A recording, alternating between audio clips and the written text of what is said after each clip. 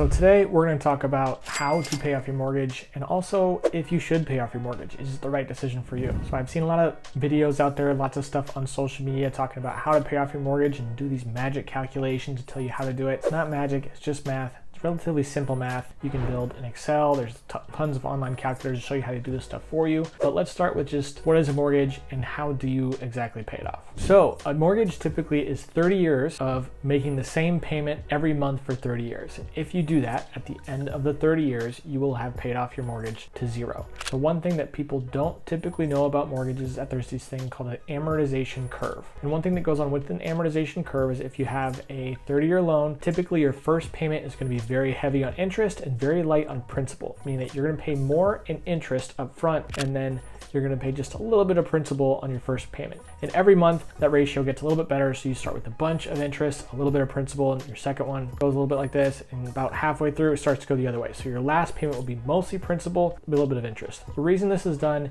is because of mortgage investors. Investors want their money up front because they know very few people hold on to their mortgage for all 30 years that they sign up for. Typically, most people only have their mortgages for 3 to 5 years at most. A lot of people don't even keep more than 15.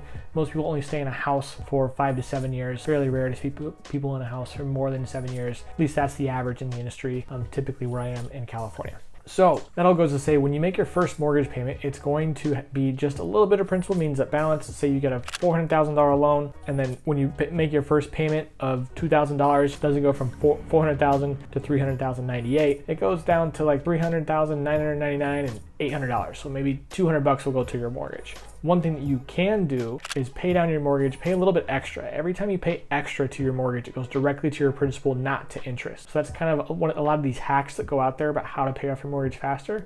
It's with the principle that if you make any additional payment on top of what is the minimum required payment, it's going to go directly towards your principal. And if you do that over time, if you do that consistently, you're going to pay off your loan faster. If you did it once, paid an extra $2,000 one time, you're going to pay off your loan, typically about a month faster. But if you pay, something like $100 more for every single payment, you're going to pay off your loan maybe a year faster, maybe 2 years faster. There's lots of calculations for how that all works, and I'll go through a couple of those to show you how it does work. The thing that kind of gets a lot of people and gets the clicks is that there's certain calculations you can do, and if you put X amount of dollars into your payment every single month, you're going to pay off your loan in this amount of years. But again, there's lots of things you can just go online, look for amortization calculator, pay off my loan faster calculator, something like that. You'll find one online, and you can pay off your mortgage faster. And it'll say, if I pay an extra $50 a month, every single month, you'll pay off your loan in this many months instead of the traditional 360 months, which is again 30 years of a mortgage. So what I'm going to do is I'm going to go ahead and show you a calculation for if you were to do this. I'm also going to show you a different way of how you might want to pay off your loan in a different way. Not necessarily just putting all the money to the principal is the best way to do it. And then finally, we'll talk about, again, is it the right decision for you, and kind of my theory on how a lot of these things work and what I'm doing in my personal situation, what I recommend a lot of my clients do in their long-term planning for their mortgage. All right, so here we go. So I'm going to show you guys, this is a calculator that I created. Again, very simple in Excel. It shows a $400,000 value. Your loan amount's $320,000. Your interest rate's 3. So say this person got their loan a couple of years ago. That's kind of where rates were. Now they're in the round the sixes. I'm shooting this in December 2023. So let's see what happens. If you did nothing, you're going to pay off the loan in 30 years. So this is the year column. This is the payment column. And this is the payment for just principal and interest. Does not include any insurance, taxes, mortgage insurance, nothing like that. So this is just strictly the mortgage payment, just to keep things simple. So you start at 320. Every single month, you see it only goes down a few $1,000s after the first year, and it starts to go down more quickly each year. So let's say you made an extra $100 every single payment every single time. And so with this, it's the same calculation right next to it. So with this, you'd pay off your loan 3 years faster. Sometime between year 26 and 27, you would pay off your loan. But it would be before year 27. If you did $200 a month, you'd pay it off between year 24 and 25. So the more you put down each month, and this is the best way to do it, so you're not, putting down extra chunks each time. It's kind of like just an automatic payment, so you don't think about it. It's a forced savings. You want to put $200 a month extra, just add that to your mortgage payment. So instead of submitting to your mortgage servicer $1,349, you submit $1,549, and you set that as your auto pay. You do that every month. Don't even think about it. That's your mortgage payment in your mind. If you want to pay off your mortgage, this is how you do it. So one other way I want to think about, or want you guys to think about, is, okay, what's the goal of me paying down my mortgage? Why do I want to pay down my mortgage? A lot of people, it is achieving wealth of home ownership. You don't want to have to owe people money, or it's just, I don't want to have to worry about my payment anymore. It's the largest payment that I have in my monthly cash flow. I just want to get rid of it. I feel like if I get rid of that, I'd be a lot less stressed in my life. I'd be stress-free. I could buy other things that I want. But if you get down to it, what is the real goal for a lot of people? If you think about it, it's achieving wealth and achieving flexibility with your money. What you want to do with wealth and stress-freeness is to be able to do with your money whatever you want. So here's another method how you can do this, and I think it's a slightly better method. So let's say that we open up a savings account. Right now, savings accounts are around 4.5–5%, depending on where you get them open. Or you can go and open something, talk to a financial advisor. There's some investments out there that are averaging 7 or 8%. S&P, I think last year was 8%, and that's kind of the way that it works. So if you would invest $100, 8%, you're gonna have $108 at the end of the year. So what Einstein says is that compounding interest is the eighth wonder of the world. And one thing that's really cool about these, simple savings accounts, and a lot of other investments do this, they compound every single month. So if you had let's say 4.5%, if you put $100 in 4.5%, at the end of the year, you should have $104.50, right? Well, it's actually a little bit more than that, because every single month it compounds on top of it. So while the average interest rate over the year is 4.5%, you're actually gonna earn 4.5% on month one. They add that balance to your balance, whatever you earned in interest, and in month two, you earn 4.5% divided by 12 on that, and it goes on and goes on. So it actually compounds upon itself and builds very quickly. So let's say we're doing the $200 extra a month method. Do you pay $200 extra a month to your mortgage, or should you put $200 into a savings account that has a return of 4.5%? So we're kind of battling between 3% and 4.5%. So let's see what wins. So if we scroll down, we can see the green, the savings account, is actually going to win.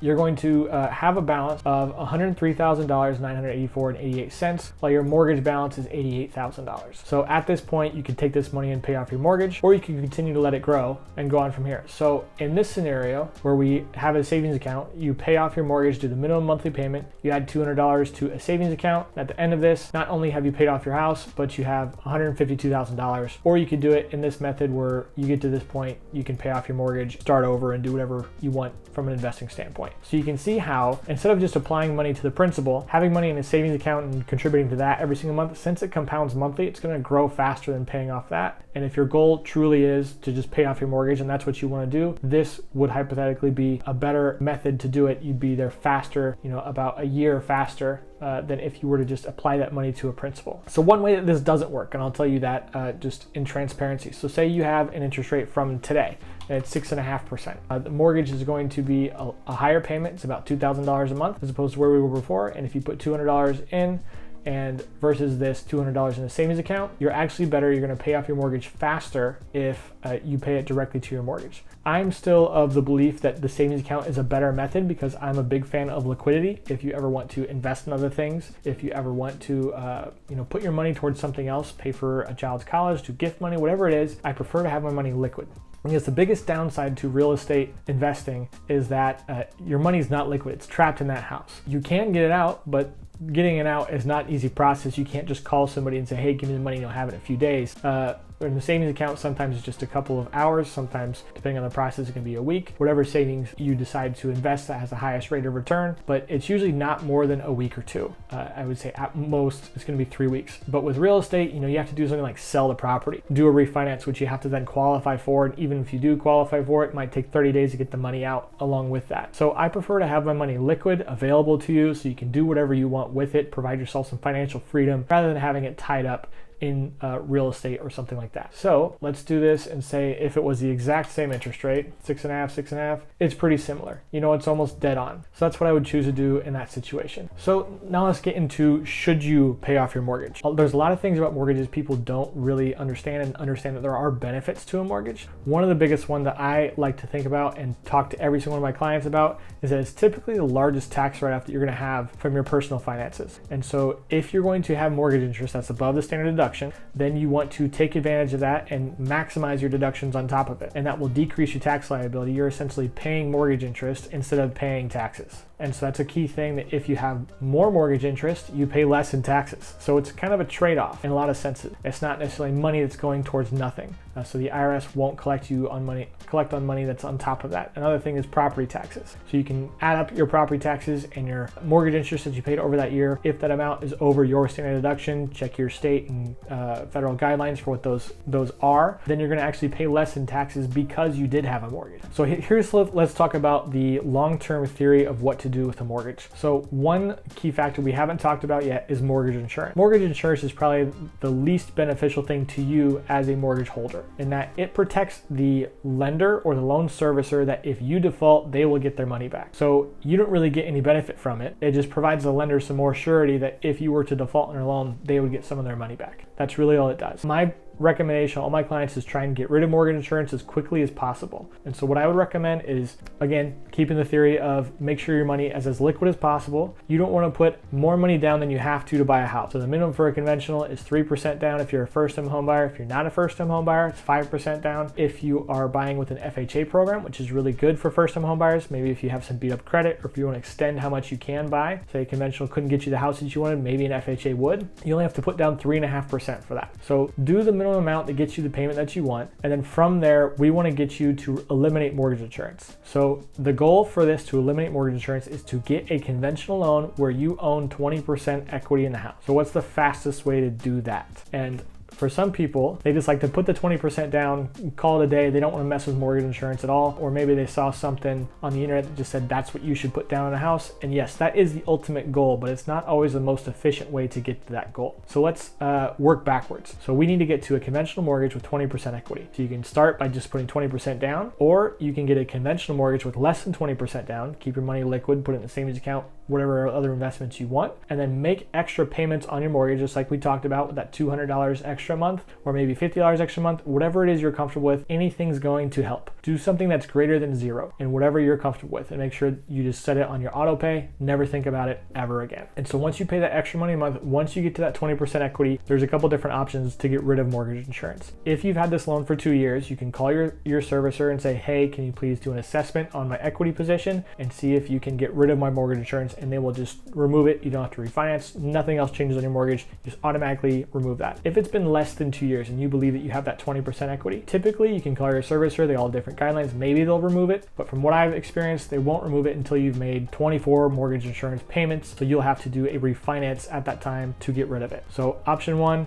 put down 20%. Option 2, get mortgage insurance with less than 20% on conventional. You can get it removed either at 2 years with just a review, or less than 2 years with a refinance. Or option 3 is to get a different type of loan, like an FHA. It's the most common one. For FHA loans, you will have mortgage insurance for the life of the loan. There's no way to get rid of it through calling and saying, hey, I have 20% equity. If you have 20% equity, they'll charge you less mortgage insurance, but you have to get that set up at the beginning. So for FHAs, the goal is to get into a conventional loan. So if you have an FHA loan or a conventional with mortgage insurance, I always recommend paying a little bit extra so you can get to an equity position where you can get into a conventional at 20% equity position. What a lot of people do, and what I recommend my clients again, is that for an FHA, say you get an FHA at 3.5% down. You make a little bit extra payments as you go, and then we're gonna refinance you when rates come down. So say you got an FHA today they're about 6% right now. So you do an FHA at 6% today. Maybe at the end of this year, rates are at 5% or 5.5%. Those would both make sense. Even if you don't have that 20% equity position, you want to take advantage of a lower interest rate because that means lower costs over time. So say 6%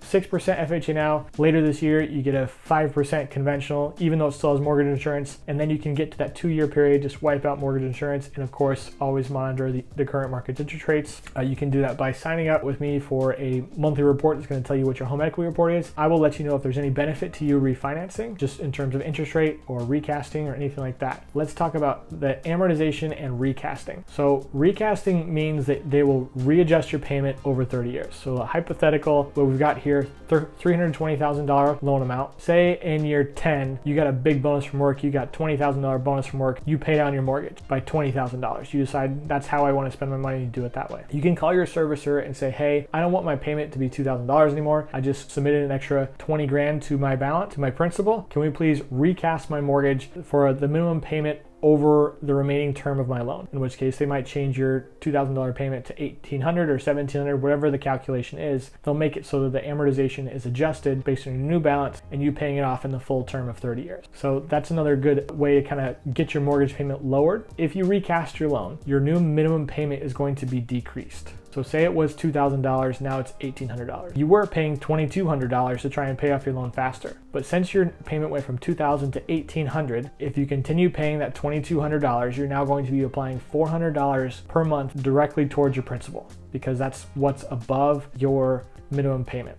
And so that can be a good way to pay off your loan faster, because obviously if you're applying more directly towards your principal, not to interest, then you're going to pay off your loan faster. So if you find out your servicer does allow for recasting every year, maybe that's a good way to get that done. Call them once a year and say, hey, can we recast over 30 years? Decreases your minimum payment, keep your payment the same, you're going to pay it off even faster. Okay, so let's talk about, should you pay off your mortgage? We talked about my theories of how to get rid of mortgage insurance. And once you have gotten rid of mortgage insurance, you're in a really good position on your mortgage. There's not much to do. If you decide it is your ultimate goal to pay off your mortgage, then you can continue applying a little bit extra towards principal, whatever you're comfortable with, until that balance gets to zero, or do the savings account method where you're applying, instead of applying extra principal, you're applying it to a savings tool, either account or money mutual account, IUL, or whatever it is you choose that's going to give you the best rate of return. And then pay off your principal once your savings account outpaces or is higher than your mortgage amount. But should you do this? And I talked about, taxes and property taxes are all good tax deductions. And I think it's a really powerful tool in terms of limiting your taxes and also keeping your money liquid. If you have a house that's worth $400,000 and you own it in cash, again,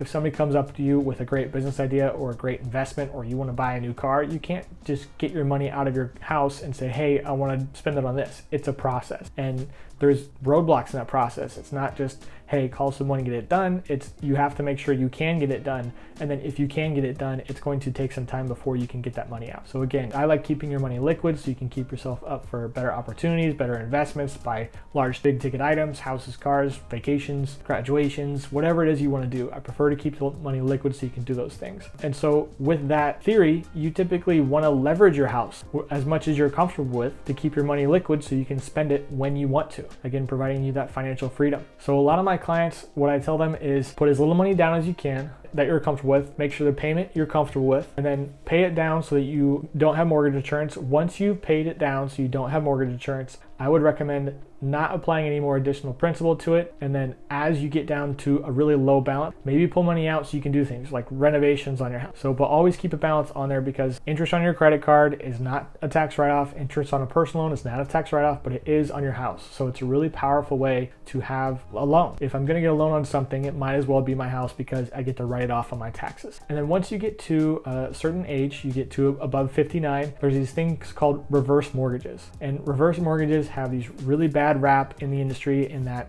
what they used to be and what they are now is completely different. What they used to be is just, if somebody got a reverse mortgage, that house belonged to the lender now. That's just how it was. And when that person passed or they moved out, the house belonged to the lender. They didn't get to keep their house. That's not how they work anymore. They're totally different. They've been totally revamped. They're much safer. At the end of a reverse mortgage, your family has the opportunity to buy the house from the lender at the loan balance amount. So say they got a $200,000 reverse mortgage and they passed away, their heirs get an opportunity to buy the house for $200,000 or however much is left on that loan. The key thing with reverse mortgage is that they do negatively amortized. So amortization means how quickly does your loan go down. Reverse mortgages don't have any monthly payments. A lot of times I like to consider them as optional monthly payments. So you can make a payment on it, but you don't have to. And so if you choose not to make those optional monthly payments, that loan balance will grow over time. It will be dependent on what the current market interest is.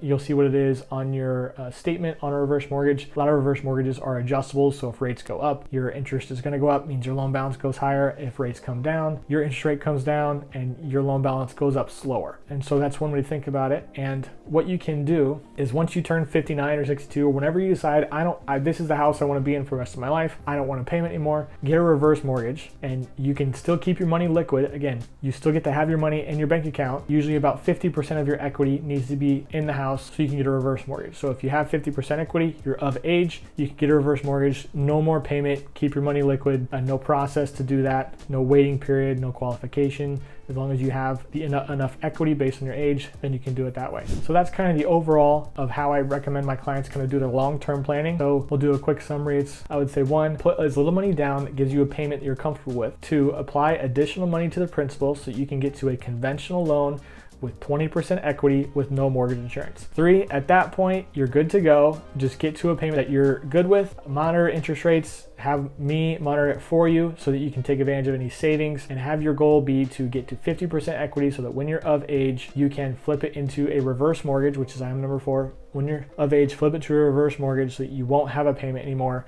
and you still keep your money liquid.